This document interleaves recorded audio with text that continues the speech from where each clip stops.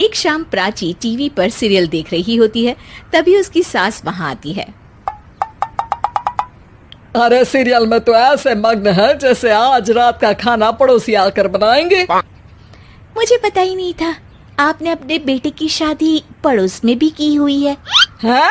मतलब? मतलब इस घर में सारा काम बहू ही करती है, आप तो सिर्फ खर्राटे मारती हैं। अच्छा जी, फिलहाल तो तुम आराम फरमा रही हो, चलो जाओ, ये मेरे टीवी देखने का समय है। आहा, इसीलिए मुझे भगाया जा रहा है। सॉरी, अब तो बिल्कुल नहीं जाऊंगी। प्राची की इस बात पर दोनों सास बहू के बीच टीवी रिमोट के पीछे बच्चों जैसे छीना झपटी शुरू हो जाती है, जिसके बीच श्लोक भी काम से घर वापस आ जाता है। हाँ, आज मेरी चूहे बिल्ली की जोड़ी किस बात पर झगड़ रही है? अरे तेरे बीवी मुझे टीवी ही नहीं देखने दे रही। अरे तुम्हारी मम्मी मुझे खाना बनाने के लिए फोर्स कर रही है। अरे वाह, ऐसे बेतुके रीजन पर तो बच्चे भी झगड़ा नहीं करते। अरे मुझे कुछ मत बोल, सब इसने ही शुरू किया है। हाँ हाँ, जैसे आप तो बहुत दूध की धूली है ना। अरे बस, दोनों चुप। प्राची जाओ, खाने की तैयारी करो। और माँ तुम छोड़ो, तुम्हें क्या बोलूं, शांति से अपना सीरियल देखो, मुझे दोबारा लड़ने की आवाज सुनाई नहीं देनी चाहिए। ऐसा बोलकर श्लोक वहां से चला जाता है, जिसके पीछे पीछे प्राची भी कुछ न कुछ बड़बड़ाते हुए रसोई में चली जाती है। हाँ हाँ, सासू जी को तो कुछ बोलेंगे ही नहीं, बस मुझ पर ही हुक्म चलता है, खाना बनाओ, जैसे मैं इनके घर में खाना बनाने के लिए आई हूँ।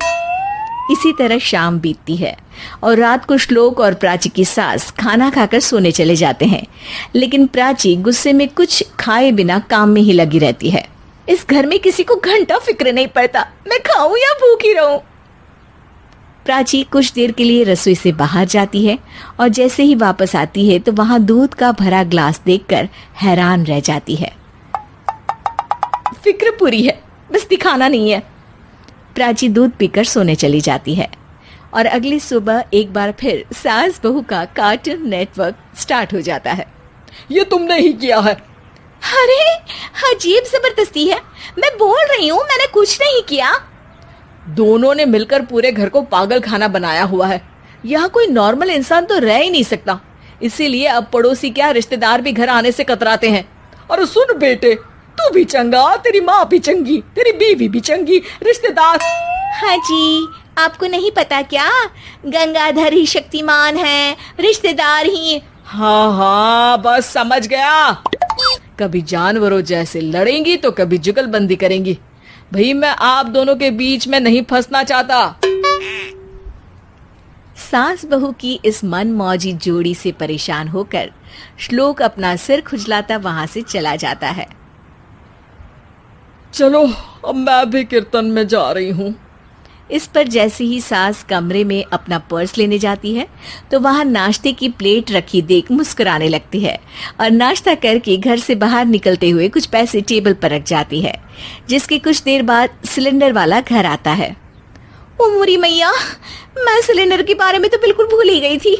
घर खर्च के सारे पैसे भी मम्मी के पास है और श्लोक से बोला तो उल्टा 4 बात सुनाएंगे। प्राची ये सोच ही रही होती है कि अचानक उसका चेहरा चमक उठता है और वो घर में आकर इधर उधर देखने लगती है। तभी उसकी नजर टेबल पर रखे पैसों पर पड़ती है, जिन्हें वो सिलेंडर वाले को दे देती है। ये सब श्लोक देख लेता है। अच्छा बेटे, इतना बड़ा घोटाला, सबके सामने मैं तेरी दुश्मन और पीठ पीछे तेरी मेरी यारी। इस पर श्लोक एक प्लान बनाता है और शाम को सब एक साथ बैठे होने पर बोलने लगता है। माँ, तुम दोनों की बहुत लड़ाई होती है, इसलिए मैं सोच रहा हूँ कि प्राची को उसके घर छोड़ाऊं, इससे वो भी खुश रहेगी और तुम भी। अचानक श्लोक की ये बात सुनकर सास बहू शौक से उसकी तरफ देखती है।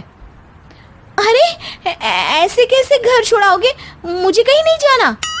अरे तुमने बोला नहीं पर मैंने सुन लिया, तुम्हें मम्मी के साथ रहना अच्छा नहीं लगता, मुझे पता है। अरे वाह, अरे जब बहू खुद कुछ काम बोले तो वो तुझे सुनता नहीं, और अब जो इसने बोला ही नहीं वो तू समझ गया। जब उसे नहीं जाना तो फिर जबरदस्ती क्यों कर रहा है? अच्छा, फिर आपको मौसी के घर छोड़ाता हूँ, बस अब आप दोनों एक घर में एक छत के नीचे नहीं रह सकती। मैं इस टॉम एंड जेरी की जोड़ी को और नहीं झेल सकता। है? ऐसे कैसे नहीं रह सकते? तुम्हें इतनी दिक्कत है तो तुम्हारा बोरिया बिस्तर पैक कर देती हूँ, लेकिन मम्मी जी कहीं नहीं जाएंगी। बिल्कुल यही सुनना था मुझे। अगर दोनों में इतना ही प्यार है फिर हर वक्त ये लड़ाई का नाटक क्यों करती हो? देखा मैंने कैसे माँ किचन में दूध रखती है और तुम उनके लिए कमरे में नाश्ता रखती हो, और कैसे वो पहले ही तुम्हारी दिक्कत समझकर घर में पैसे रखकर बाहर जाती है।